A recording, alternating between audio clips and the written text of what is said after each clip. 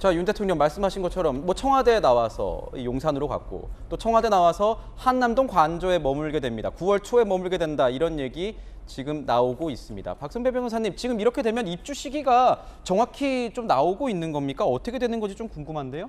현재는 오는 9월 4일 주말 전후에 입주할 것이라는 보도가 나오고 있습니다. 그렇지만 준비 작업에 시일이 걸리면 9월 중순으로 연기될 것이라는 관측도 나오고 있는데 사실 앞서 9월 1일에 입주할 것이라는 보도가 나오기도 했었습니다만 공사 기간이 예상보다 길어지면서 미뤄진 바가 있습니다. 대통령 내외의 한남동 관저 입주 시기도 대통령의 동선과 관련된 부분이라 보안 사항이라고 할 여지도 있습니다. 정확하게 그 시기가 보도되고 있지는 않다고 평가할 수 있는데 네. 이미 부속실 경호처 위기관리센터 설치 등은 완료된 상태라고 합니다. 다만 현재 거주하는 서초동 사저에서 한남동 관저로 거주지를 이전한다면 출근 시간은 현재보다 5분 정도 단축될 것입니다. 현재는 10분 정도 걸리는 반면 5분 정도 걸릴 것이라는 예측이 나오고 있습니다. 또한 한강을 건너지 않아서 교통 영향 감소도 예측되고 있습니다. 사실 이 법원이 윤 대통령의 서초동 사저 근처에 있다 보니 저도 그 일대를 자주 다니게 되는데 네. 아무래도 대통령 내외가 머무르는 지역 일대 주민들은 불편을 겪을 수밖에 없습니다. 대통령실 나름대로 주민들의 불편을 최소화하고자 노력하지만 교통 통제도 많고 한참 동안 보행자도 신호등이 바뀌기를 기다려야 하는 상황도 종종 발생하곤 했습니다. 그렇지만 한강을 건너지 않는다면 간선 도로의 교통 영향은 현저하게 줄어들 것으로 예상되는 상황입니다. 모든 주민들이 큰 불편함 없이 일상적인 생활을 이어나갈 수 있기를 바라는 마음입니다. 그 서초동 사저 같은 경우에는 당분간 뭐 처분할 계획이 없다 이렇게도 밝히기도 했습니다. 주변에 이제 경찰들이 있는데 거기 경호하는 경찰들이 주변에 화장실이 없어서 굉장히 힘들었는데 옮기면 좀 낫지 않겠느냐 이런 얘기도 하더라고요. 자, 지금 보면은 보안 문제 얘기 나오고 있는데 보안 문제에 대한 우려가 제기되고 있습니다. 그 관저 일대를 군사시설 보호구역으로 지정을 하면서 이를 대비하려는 것 아니냐 이런 얘기 나오고 있습니다. 근데 박용진 의원님, 일각에서는 네. 이게 한 4만 평 정도에 대한 군사보호구역 이렇게 설정이 되면서 혹시 그 동네에 살고 있던 원래 주민들이 재산권 같은 거 좀 침해당하지 않겠느냐 이런 얘기도 있는데 그런 건 아닌가요?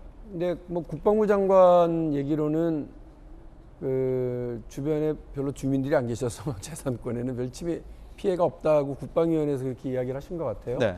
그러니까 웃기죠. 제가 왜 웃기다고 그러냐면 네.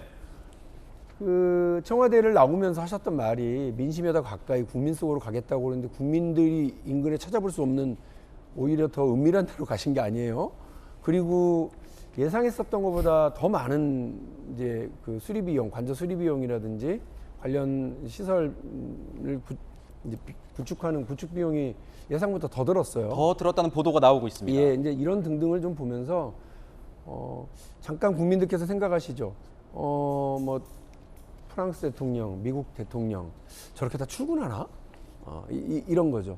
그러니까 일하러 가는 모습이야 다들 익숙하지만 실제로는 대통령의 이동 동선 때문에 생겨나는 여러 가지 문제들, 보안상의 문제들이 많아요.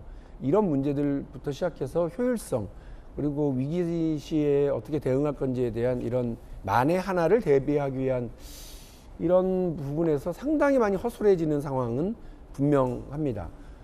지금 뭐 인근을 이렇게 저 군사보호 구역으로 지정하는 건 너무 당연한 거죠. 왜냐하면 대통령 관저니까 그에 따른 보안 시설로 규정을 해서 해야 되니까 당연한데 네.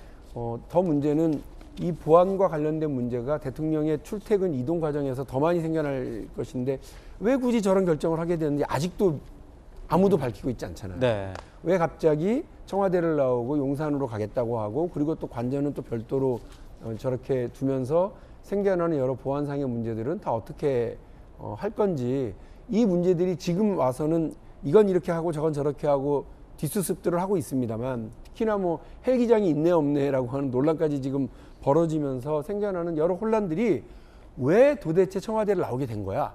라고 하는 이 첫 번째 질문에 대해서 아무도 답을 못하고 있기 때문에 나머지 문제들까지 생겨나는 이 결정이 어떻게 이 국가의 매우 중요한 상황이 어떻게 이렇게 이루어졌는지 다시 한번 돌이켜보게 되고요.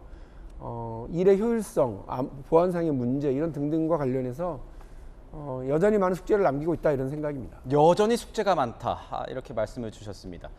자, 그런데요. 지금 관저에 헬기장으로 쓸만한 이 자리가 있느냐 없느냐 뭐 한 차례 논란이 된 바 있었습니다. 당시 대통령실은 헬기장이 있다 이렇게 해명을 했는데 이 해명에 민주당이 반박을 했습니다. 저희가 목소리 준비했습니다. 들어보시죠.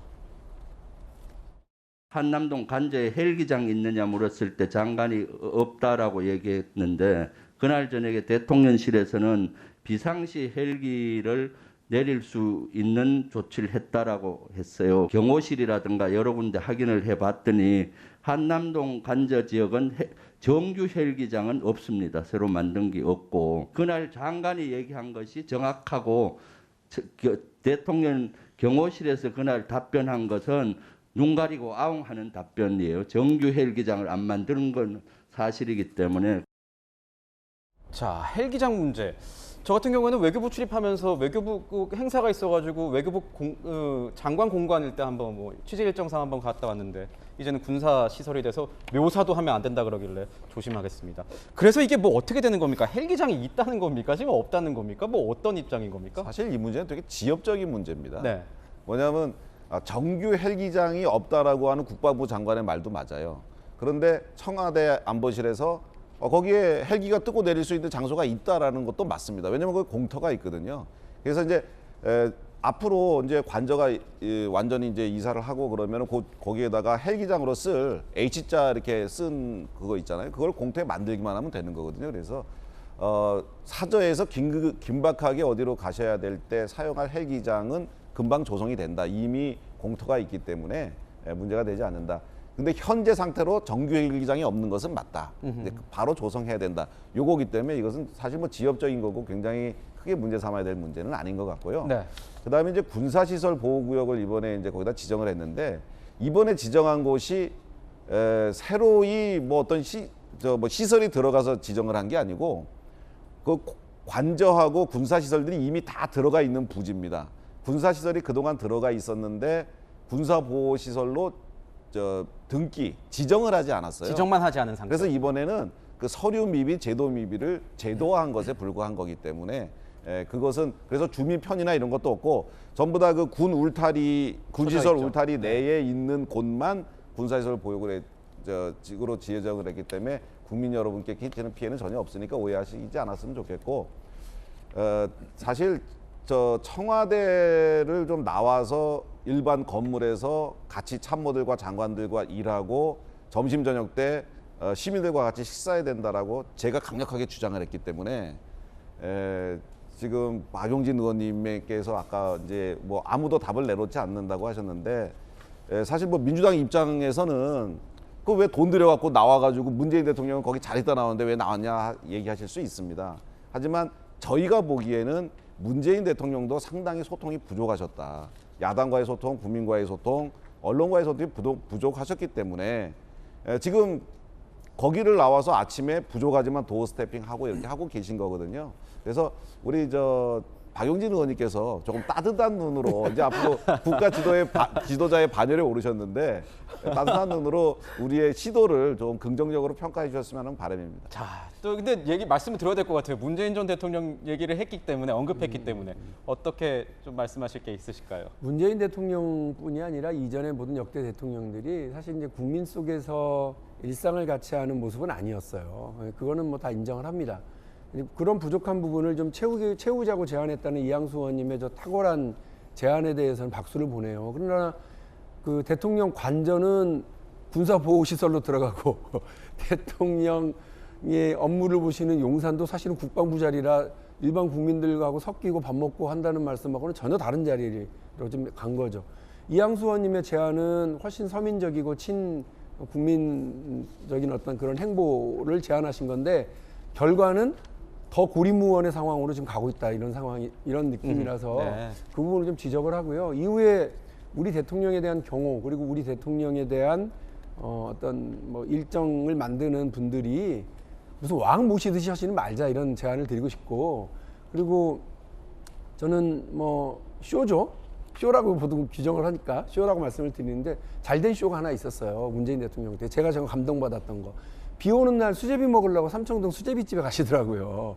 그때 뭐 그 수석들하고 회의 끝나고 우산 받쳐 들고 국민들 볼 때는 야 우리 대통령도 비 오는 날은 수제비에 막걸리 생각나시나 보다 이렇게 생각할 수 있는 거잖아요. 저는 그런 쇼는 많이 해야 된다고 봐요. 국민들하고도 좀 적극적으로 가시고 그래서 대통령이 간혹 생각나면 서문시장 가거나 이러지 마시고 평상시에도 그런 서민 행보를 자주 하셔서 국민들이 박수 칠 수 있는 그런 모습을 보여주시고 그런 일정을 많이 기획해 주시기를 부탁드리겠습니다. 네, 앞으로도 서민 뭐 관련된 행보 일정들 많이 있었으면 좋겠다 이렇게 야당의 입장에서 또 조언을 해주셨습니다.